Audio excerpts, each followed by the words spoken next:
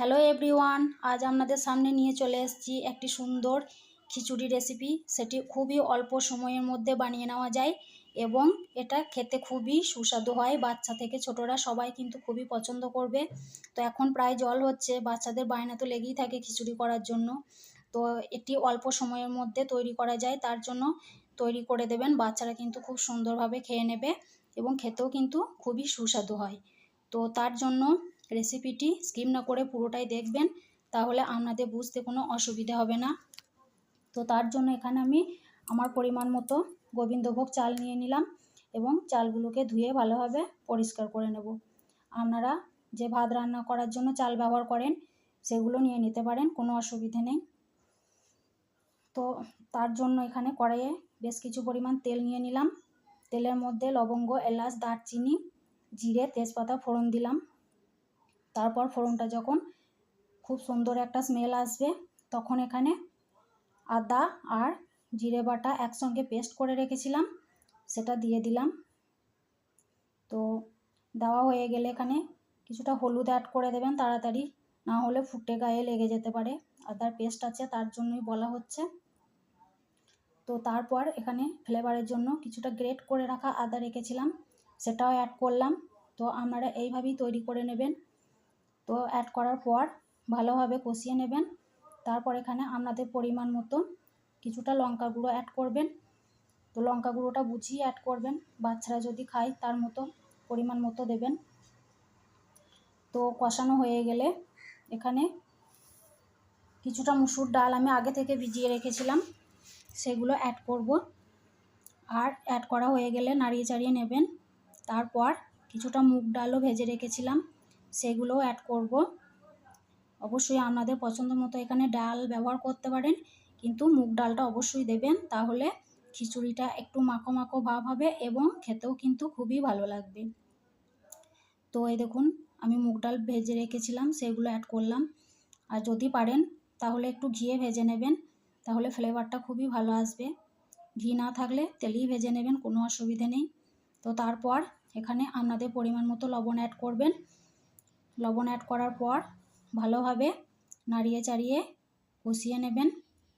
কষানো হয়ে গেলে এখানে দুটি আলু টুকরো করে রেখেছিলাম সেগুলো অ্যাড করব। আপনাদের পছন্দ মতো সবজি এখানে অ্যাড করতে পারেন। তো অ্যাড করার পর কাঁচা গন্ধটা যতক্ষণ না চলে গেছে ততক্ষণ পর্যন্ত কষিয়ে নেবেন।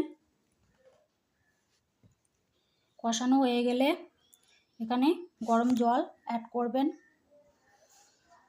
ঠান্ডা জল অ্যাড করা যাবে না, ঠান্ডা জল অ্যাড করলে এর স্বাদটা ভালো আসবে না। তারপর এখানে আমি অন্য একটি কড়াইয়ে ট্রান্সফার করে নিয়েছিলাম জায়গা হবে না বলে। তারপর এগুলো ভালোভাবে সেদ্ধ হওয়া পর্যন্ত অপেক্ষা করব। যখন 50% সেদ্ধ হয়ে যাবে তখন এখানে যে চালটা ধুয়ে রেখেছিলাম সেই চালটা অ্যাড করব। অ্যাড করার পর আপনাদের যদি মনে হয় যে কিছুটা জল লাগবে তাহলে অবশ্যই গরম জল দেবেন। আমি এখানে গরম জল অ্যাড করলাম। তারপর কিছুটা ছোলা কলাই ভেজে রেখেছিলাম সেটা আপনাদের দেখানো হয়নি, সেটা অ্যাড করে দিলাম। তারপর কাঁচা লঙ্কা দিয়ে দিলাম। এইভাবে ঢাকা দিয়ে ডালগুলোকে ভালোভাবে সেদ্ধ হতে দেব। এই দেখুন বন্ধুরা আমার ভালোভাবে সেদ্ধ হয়ে গেছে। এখন আমি একটি হাতা নিয়ে ভালোভাবে নাড়াচাড়া করে দেব, তাহলে একটি ভালো ফ্লেভার আসবে এবং দেখতেও সুন্দর হবে আর মাখো মাখো ভাবও হবে।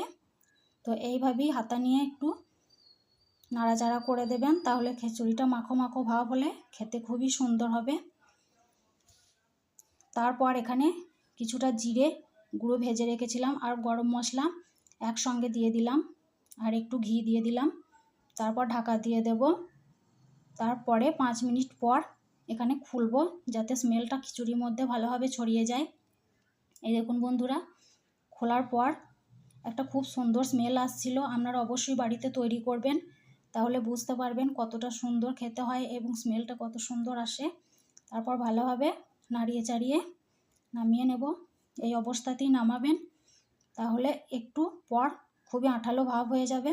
এই দেখুন বন্ধুরা 5 মিনিট পর আপনাদের দেখাচ্ছি কত সুন্দর আঠালো ভাব হয়ে গেছে এবং খিচুড়িটা আমার সম্পূর্ণভাবে রেডি হয়ে গেছে। তো এইভাবেই তৈরি করে নেবেন এবং বাচ্চারা খুব সুন্দরভাবে খেয়ে নেবে। বাচ্চাদের জন্য তো খুবই পুষ্টিকর একটি রেসিপি খিচুড়ি রান্না। তো বন্ধুরা, ভিডিওটি কেমন লাগলো অবশ্যই আমাকে কমেন্ট বক্সে জানাবেন, আর ভালো লাগলে একটি লাইক করে দেবেন আর সাবস্ক্রাইব করে পাশে থাকবেন। ধন্যবাদ।